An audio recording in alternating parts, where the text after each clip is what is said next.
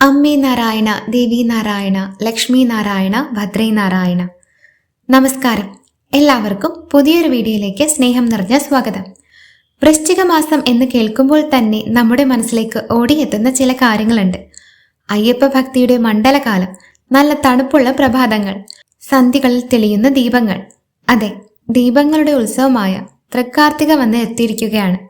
കേരളീയരെ സംബന്ധിച്ചിടത്തോളം ദീപാവലിയേക്കാൾ വൈകാരികമായ അടുപ്പമുള്ള ദിവസമാണ് തൃക്കാർത്തിക. വീടും പരിസരവും വൃത്തിയാക്കി സന്ധ്യയ്ക്ക് മൺചിരാതുകളിൽ ദീപം തെളിയിച്ച് ദേവിയെ വരവേൽക്കുന്ന ആ ഒരു നിമിഷമുണ്ടല്ലോ, അത് നൽകുന്ന പോസിറ്റീവ് എനർജി അതൊന്ന് വേറെ തന്നെയാണ്. ഇത്തവണത്തെ, അതായത് 2025 തൃക്കാർത്തിക വരുന്നത് ഡിസംബർ 4 വ്യാഴാഴ്ചയാണ്. വൃശ്ചിക മാസത്തിലെ കാർത്തിക നക്ഷത്രവും പൗർണമിയും ഒന്നിച്ചു വരുന്ന ഈ ദിവസം സർവ്വ ഐശ്വര്യങ്ങളും നമ്മുടെ വീട്ടിലേക്ക് എത്തുന്ന ദിവസമാണ്. തമിഴ്നാട്ടിൽ ഡിസംബർ 3 തൃക്കാർത്തിക ആഘോഷിക്കുന്നത്. അതെന്താ എന്ന് വെച്ചാൽ അവിടെ അവർ നോക്കുന്നത് കാർത്തിക നക്ഷത്രം തുടങ്ങുന്ന സമയമാണ്.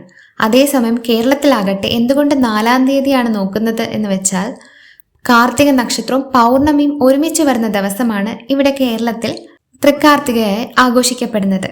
കേവലം വിളക്ക് വെക്കൽ എന്നതിലുപരി വലിയൊരു ആചാരവും വ്രതശുദ്ധിയും ഇതിന് പിന്നിലുണ്ട്. ഇന്നത്തെ വീഡിയോയിൽ തൃക്കാർത്തികയുടെ ഐതിഹ്യങ്ങളും വ്രതമെടുക്കേണ്ട രീതിയും പിന്നെ നമ്മുടെ സ്വന്തം കാർത്തിക പുഴുക്കിന്റെ വിശേഷങ്ങളുമാണ് ഞാൻ നിങ്ങളിലേക്ക് പങ്കുവെക്കുന്നത്. ആദ്യമായി നമുക്ക് ഇതിന്റെ പിന്നിലെ ഐതിഹ്യം എന്താണെന്ന് നോക്കാം. പലർക്കും അറിയാവുന്നത് പോലെ തന്നെ ഭഗവാൻ സുബ്രഹ്മണ്യനുമായി ബന്ധപ്പെട്ടതാണ് കാർത്തിക നക്ഷത്രം. എന്നാൽ തൃക്കാർത്തിക എന്നത് ദേവി പ്രാധാന്യമുള്ള ഒരു ദിവസമാണ്. സാക്ഷാൽ ആദി പരാശക്തിയായ ശ്രീ പാർവതി ദേവിയുടെ ജന്മദിനമായാണ് കേരളത്തിൽ തൃക്കാർത്തിക ആഘോഷിക്കുന്നത്. ദക്ഷയാഗത്തിൽ തന്റെ ശരീരം ത്യജിച്ച സതീദേവി പിന്നീട് ഹിമവാന്റെ മകളായി പാർവതി ദേവിയായി പുനർജനിച്ച ദിവസമാണ് കാർത്തിക എന്ന് വിശ്വസിക്കപ്പെടുന്നത്. അതുകൊണ്ട് തന്നെ അമ്മയുടെ പിറന്നാൾ ആഘോഷം എന്ന നിലയിലാണ് നമ്മൾ വീടുകളിൽ ദീപം തെളിയിക്കുന്നത്. നമ്മുടെ വീട്ടിലെ ദുരിതങ്ങളും അജ്ഞാനമാകുന്ന ഇരുട്ടും നീങ്ങി ദേവിയുടെ അനുഗ്രഹം വെളിച്ചമായി നിറയുന്നു എന്നാണ് സങ്കല്പം. ഇനി തമിഴ്നാട്ടിലേക്ക് പോവുകയാണെങ്കിൽ അവിടെ കാർത്തിക ദീപം വളരെ വലിയ ആഘോഷമാണ്.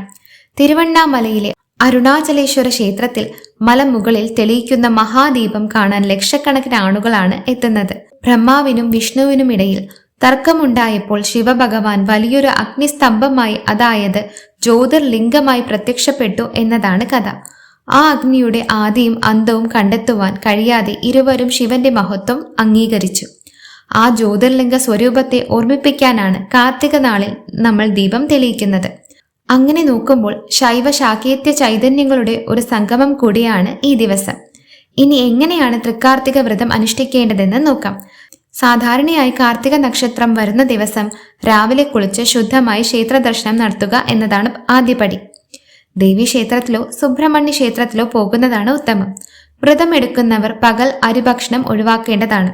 പകരം ഗോതമ്പോ ലഘുഭക്ഷണമോ പഴവർഗ്ഗങ്ങളോ കഴിക്കാം. ഏറ്റവും പ്രധാനം കാർത്തിക പുഴുക്ക് കഴിക്കുക എന്നതാണ്. വൈകുന്നേരം ദീപം തെളിയിച്ച് പ്രാർത്ഥിച്ച ശേഷം അത്താഴം കഴിച്ച് വ്രതം അവസാനിപ്പിക്കാം. ഇനി തൃക്കാർത്തികയിലെ ഏറ്റവും പ്രധാനപ്പെട്ട ചടങ്ങായ വിളക്ക് തെളിയിക്കുന്നതിനെ കുറിച്ച് പറയാം. സന്ധ്യ ആകുന്നതിന് മുൻപേ തന്നെ വീടും പരിസരവും അടിച്ചുവാരി വൃത്തിയാക്കണം. പണ്ടൊക്കെ ചാണകം മെഴുകിയ തറയിലായിരുന്നു വിളക്ക് വെച്ചിരുന്നത്. ഇന്നത്തെ കാലത്ത് നമ്മുടെ വീട് നന്നായി കഴുകി വൃത്തിയാക്കാം. വാഴപ്പിണ്ടി തടമായി വെട്ടി അതിൽ കുരുത്തോലയും ചെത്തിപ്പൂവും വെച്ച് അലങ്കരിച്ച് എണ്ണയൊഴിച്ച് തിരിയിട്ട് വെക്കുന്ന ആ പഴയ രീതി ഇന്നും പല ഗ്രാമങ്ങളിലും കാണാം. വാഴപ്പിണ്ടിയിലെ ആ തണുപ്പിൽ ഇരുന്ന് തിരി കത്തുമ്പോൾ അതിനൊരു പ്രത്യേക ഭംഗിയാണ്. എള്ളെണ്ണയോ നെയ്യോ ഒഴിച്ച് കത്തിക്കുന്നതാണ് ഏറ്റവും ശ്രേഷ്ഠം. തുളസിത്തറയിലും ഉമ്മറത്തും മതിലുകളിലും കിണറ്റുകരയിലും എന്തിന് തൊഴുത്തിൽ പോലും നമ്മൾ വിളക്ക് വെക്കാറുണ്ട്. വീടിന്റെ ഓരോ കോണിലും വെളിച്ചം എത്തണം എന്നാണ് പഴമക്കാർ പറയുന്നത്.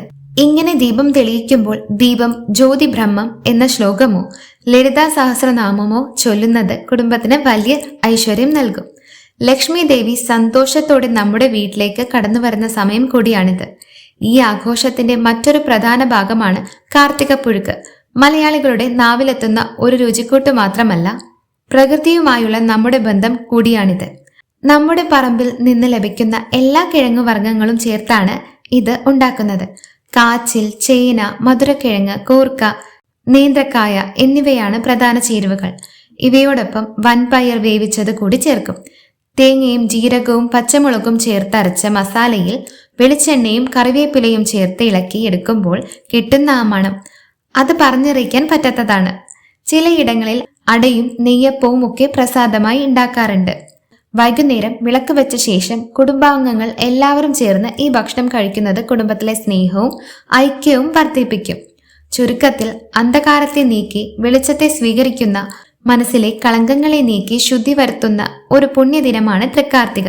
വരുന്ന ഡിസംബർ 4 വൈകുന്നേരം നമുക്ക് എല്ലാവർക്കും ഒരേ മനസ്സോടെ വീടുകളിൽ ദീപം തെളിയിക്കാം. ആ ദീപപ്രഭയിൽ നമ്മുടെ നാടും വീടും പ്രകാശിക്കട്ടെ എന്ന് നമുക്ക് ആത്മാർത്ഥമായി പ്രാർത്ഥിക്കാം.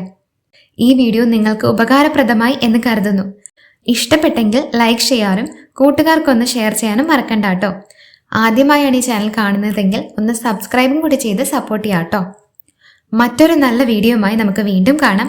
അതുവരയ്ക്കും നന്ദി, നമസ്കാരം.